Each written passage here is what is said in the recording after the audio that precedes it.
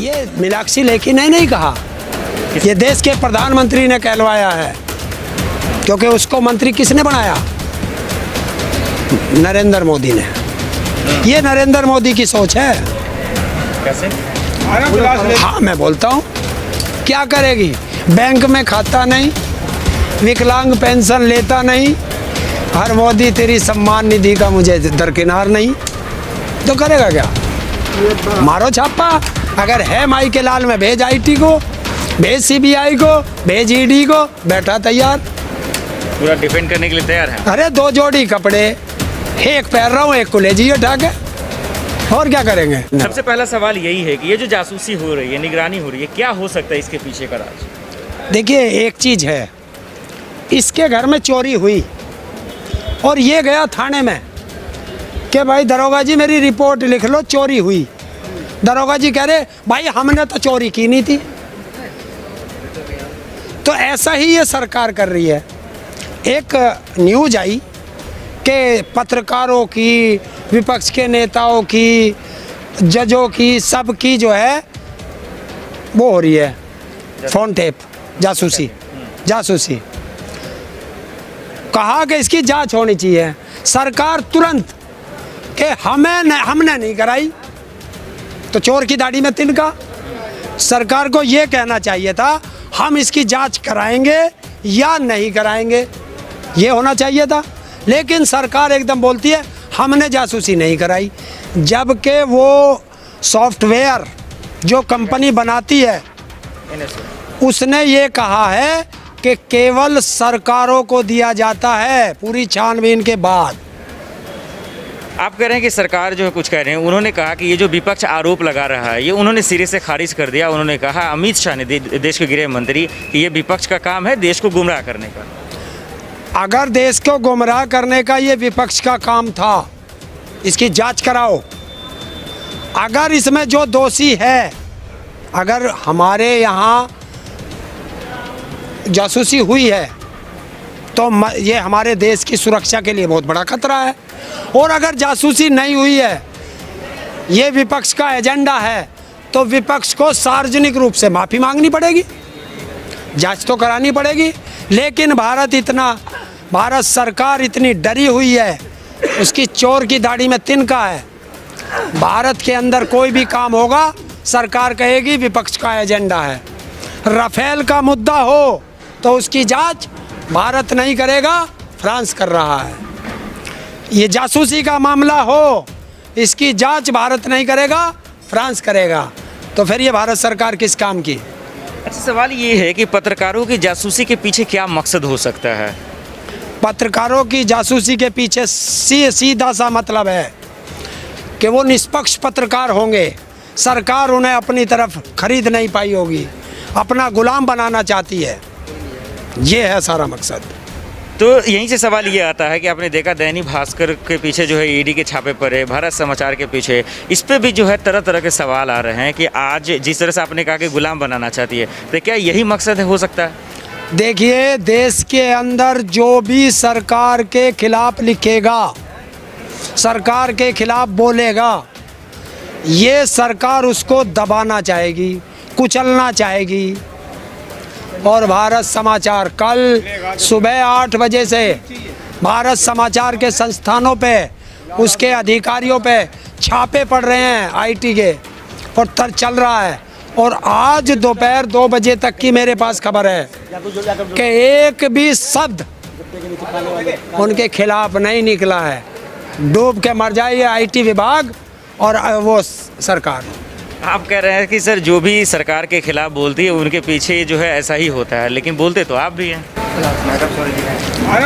हाँ, मैं बोलता हूँ, क्या करेगी?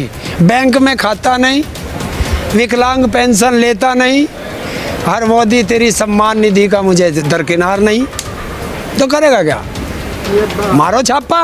अगर है माई के लाल में भेज IT को, भेज CBI को, भेज ED को, बैठा तैयार, पूरा डिफेंड करने के लिए तैयार है। अरे 2 जोड़ी कपड़े, एक पहन रहा हूँ, एक को ले जाइए उठा के, और क्या करेंगे। ठीक है, अब बात करते हैं दूसरे मसले पे, जो जहां आप बैठे हैं, जहां से आप पहचाने गए हैं, जहां से आप फेमस हुए हैं, उसी को किसान का आंदोलन, जो किसानों का संसद शुरू है, आप जान रहे हैं 2 दिन हो गए हैं।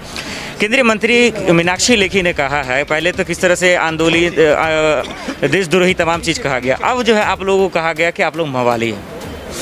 देखिए, अगर मैंने कोई शब्द कह दिया फिर हो जाएगा कि महिलाओं के प्रति इनकी सोच कैसी है, ये होगा। ये मीनाक्षी लेखी ने नहीं कहा, ये देश के प्रधानमंत्री ने कहलवाया है, क्योंकि उसको मंत्री किसने बनाया? नरेंद्र मोदी ने। ये नरेंद्र मोदी की सोच है। कैसे?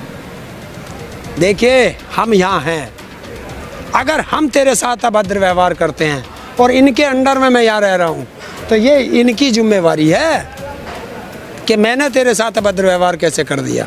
कल 200 किसान गए, उनका एक जिम्मेवार व्यक्ति चुन के गया था। अगर वह कुछ अभद्र व्यवहार करते तो उसका जिम्मेवार वो व्यक्ति था, हमारा किसान नेता। तो ये मंत्रिमंडल की वो है, और उसका मंत्रिमंडल का कौन है? प्रधानमंत्री। तो ये प्रधानमंत्री की जिम्मेवारी थी, वो कहलवा रहा है। और मैं फिर कह दूंगा कि जो भी किसान को अपमानित करेगा, जो किसान के साथ बदतमीजी करेगा, मैं आज फिर कहता हूँ। सवाल आखिर में ये पूछ लेता हूँ मैं कि कृषि मंत्री, जिस दिन से किसानों का संसद शुरू हुआ है, उसी दिन कृषि मंत्री ने कहा कि जितने किसान यहाँ बैठे हैं, जिसको मीनाक्षी लेखी ने मवाली कहा है, उससे ज़्यादा किसान देश में हैं जो उनको समर्थन कर रहे हैं। देखिए, हो सकता है उनके कागजों में हो, उनके ख्वाब हो, तो हम तो कहते हैं बैठो मैदान में। चलिए, रामलीला का मैदान चुन लीजिए, दिल्ली तुम्हें रास आती है, रामलीला का मैदान कर लो। एक तरफ किसान हमारे बैठा लो, एक तरफ उनके बैठा लो। सारा आप जैसा मीडिया का, देश दुनिया का जितना मीडिया है वो लगा लो। फिर एक तरफ सरकार बैठ जाए और एक तरफ हमारे किसान नेता बैठ जाए, और बीच में सारा मीडिया आ जाए। सवाल हमारे किसान नेता करेंगे, जवाब सरकार देगी। सवाल सरकार करेगी, किसान हमारे नेता जवाब हमारे नेता देंगे। लाइव दुनिया देख लेगी, दूध का दूध, पानी का पानी, 1 घंटे में इसका निर्णय। ताऊ जी, जवाब तो आप देते रहे हैं और देंगे, मुझे पता है। एक आखिरी सवाल छोटा सा, कि मीनाक्षी लेखी ने जो कहा है किसानों को मवाली, जो उन्होंने कहा है, तो कैमरा आपका है, माइक आपका है, क्या बोलना चाहेंगे आप उनको, जो जवाब वो सुनकर उनको लगे कि ताऊ जी ने कोई जवाब दिया? बोल दो उसको। मैं खुल्लम खुल्ला कहता हूँ, खुल्लम खुल्ला। हमें मवाली कहते हैं, हमें आतंकवादी कहते हैं, हमें खालिस्तानी कहते हैं, हमें माओवादी कहते हैं, हमें नक्सली कहते हैं। और अगर हम ये हैं तो हम यहाँ क्यों हैं? तिहाड़ में क्यों नहीं? पूरा किसान बिरादरी जो बॉर्डरों पे पड़ी है।